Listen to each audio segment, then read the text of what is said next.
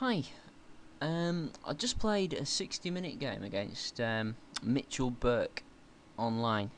We've been trying to play some longer games online recently, in an effort to try and get ready for the Major Open at the British Championships. But I'm a bit annoyed because I've basically just been talking to myself for an hour and a half because I was doing a video like I did with Stephen the other day, and for some reason it didn't work. So anyway, I just thought I'd quickly go over the game just for the sake of it because, as I said, I'm a bit annoyed that I've just been talking to myself for an hour and a half basically.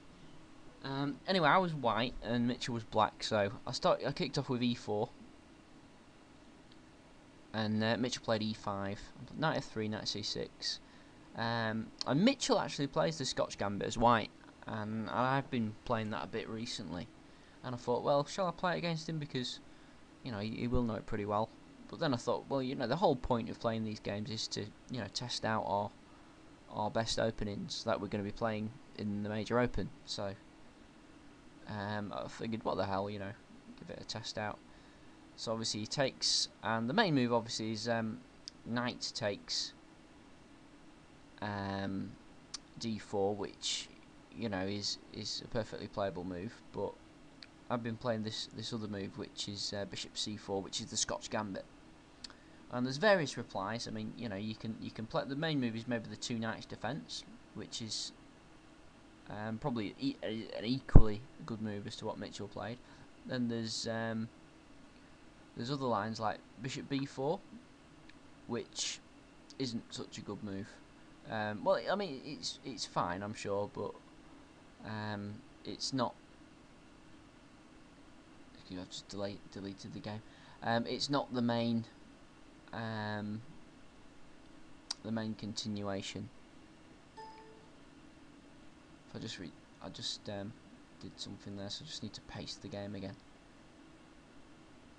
So anyway, what Mitchell did was bishop c5, which is equally the best move in my opinion to knight f6. So I continue with c3, and you can take the pawn. Now, a lot of people, when you see these videos online, and they say, oh yeah, well, taking the pawn is obviously rubbish because, blah, obviously you go check, which you do, and they take, and you go queen here, check, and, I think the best move is actually king f8, and then you take here, but then they play queen here, and then you can either take the queen off and take the pawn, and I mean, with the queens off the board, not being able to castle isn't that big an issue. Or generally, I think the best move is to take here. Black will take here, and here's a pawn up.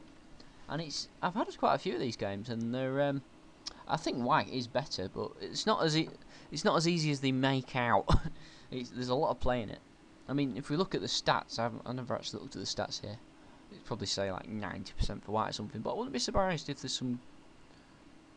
Yeah, white's doing very well. Okay, which I mean, certainly you would play that, but it's not like game over in that line.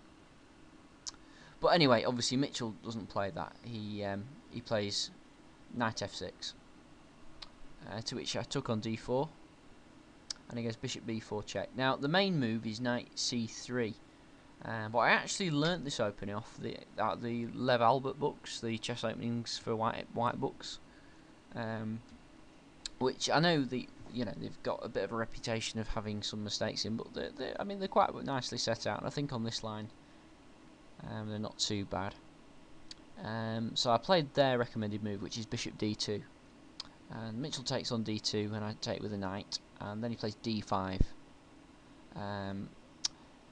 So I take on d5, and knight takes d5, and then this was kind of the theme of the game. I've got this isolated pawn, which is it's quite annoying actually. It shouldn't be such an issue. I don't think, perhaps I was making a bit of a mountain out of a molehill, but it's kind of uncomfortable when you've got an isolated pawn, because the nearer you head to an ending, you feel like you've got to almost win the game in the middle game, because the nearer, the more pieces that come off, the nearer you get to an ending, especially a major piece ending.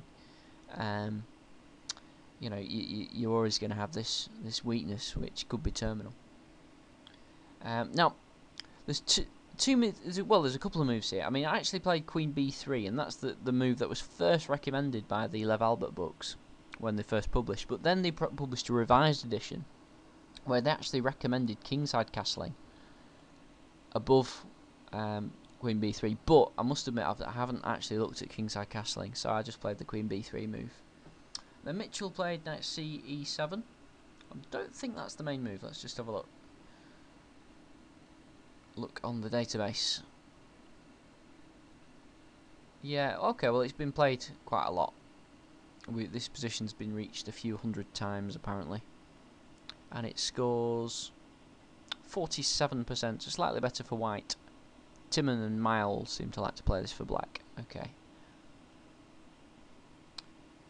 So, yeah, I castled kingside, which appears to be the main move. And so did Mitchell.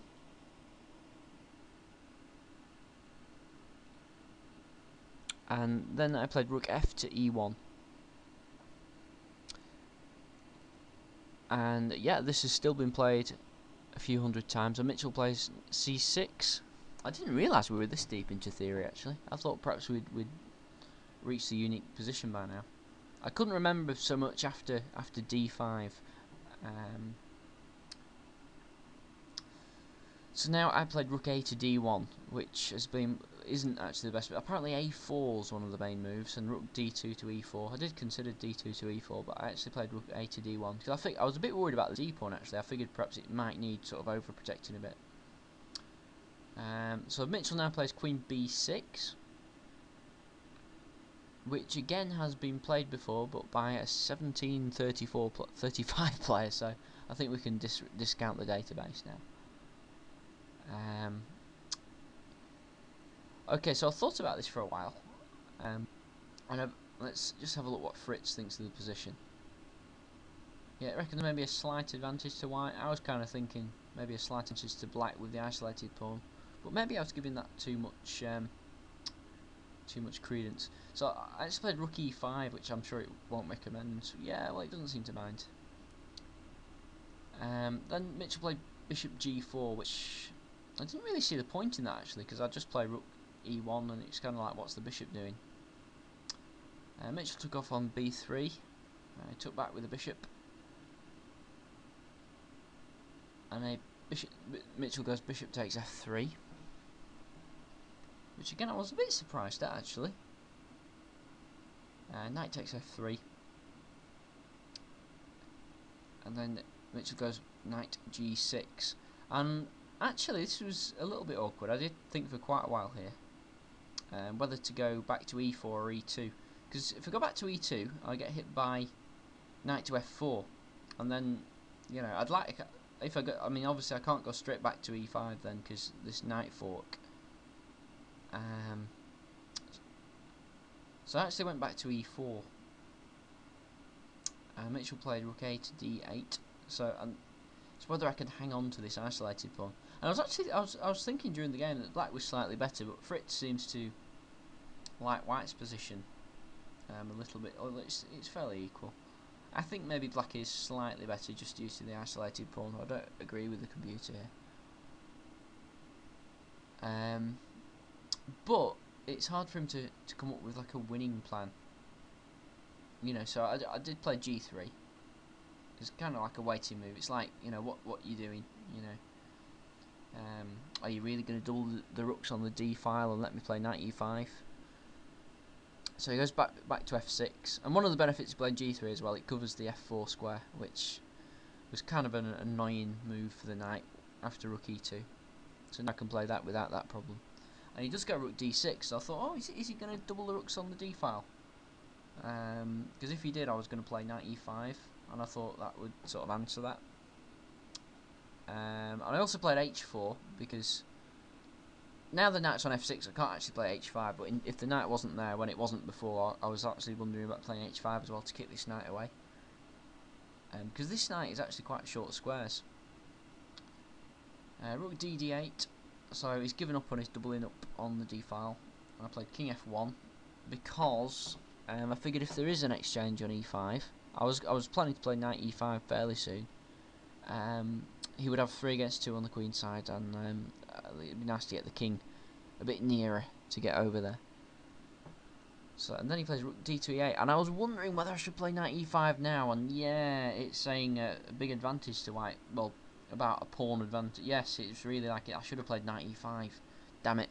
But in my defence, I had about 10 minutes here, and Mitchell had about 40 minutes. So I figured, well, I'll take the rooks off. That's a bit shocking, actually. I should have played knight e5. And then I played knight e5 here. And I figured he should play knight d6, I thought. Then I don't think I can get rid of my isolated pawn, at least. But he did take the knight off, and then I think, if anything, I'm slightly better now. So we play on a few more moves. And Mitchell actually offers a draw here, and I think I am fairly better, and in a long play game I would play on, but I was in a bit of time pressure. So I decided to take the draw. Okay, well, thanks for watching. Basically, it's a bit of a pointless video, but I was just so annoyed that the video didn't work in the game, because, you know, I think it would have been quite an interesting video. But anyway, thanks for watching, and hopefully we'll get a couple of other 60-minute games before the British starts. Cheers.